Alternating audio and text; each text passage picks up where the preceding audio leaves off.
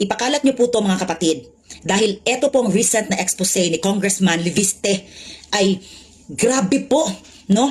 Ang ginawang pangungurakot, pagnanakaw netong mga tao, lalo na si Ralph Recto. Nangunguna si Ralph Recto. Alam niyo mga kapatid, ipakalat niyo to ha, please, ipakalat niyo. Sinulat ko po lahat ng ipapagawa natin sa mga public servants just to make sure na wala po tayong makakalimutan.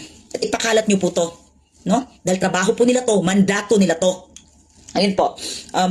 Ito pong systemic na korupsyon na ni-reveal ni Congressman Leviste, no? Itong mga illegal insertions sa DPWH projects na imbes tulungan siya netong si Vince Dizon at iba pang mga kongresista. Pero wala mga kapatid. Kaya hahanap tayo ng hustisya. Tayo mga tao ang gagawa ng hustisya. Tutulungan natin ang mga batang congressman na makamit ito mga kapatid. Ngayon po, ang dami-dami ng ebidensya, no? At ang dami nag-file sa korte para dito sa mga plunderers like Ralph Recto, ang kapal na mukha niyong mag-asawa. And patuloy pa po ang pag-misuse na itong mga public funds natin, no? Ang mga paandar nila na magtatayo ng barangay hall, mga eskwelahan, ayusin daw nila, mga ospital, kalsada, no? Kaya kayo diyan sa Batangas, no? Lalo sa Lipa City.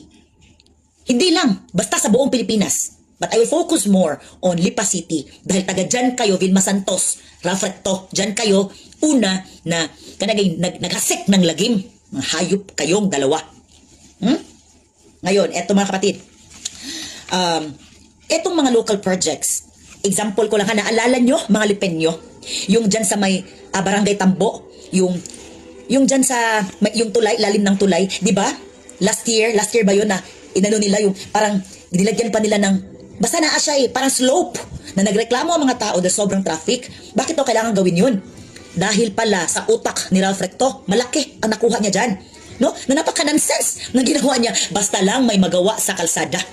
And mga kapatid, wag po tayong gumaya sa nangyari doon sa amin sa Cebu, na napuno ng subdivision, na wala yung kagubatan, namatay yung mga puno, no? Sinarado nila ang mga ilog na daluyan ng tubig sana at pinutol yung mga puno in favor of the oligarchs, in favor of the real property developers. Alam niyo mga kapatid, dyan sa Mount Malarayat, napakalaking problema niyan. Kahit sinabi pa nila na, ay nasa Alaminos po, dinivert po, hindi naman sa Lipa. Alam niyo, nasaan ang inyong utak? Ha? Ang Mount Malarayat is yung ating Lipa City, no? Ay proximal, ha? Sa mga lugar na iyan.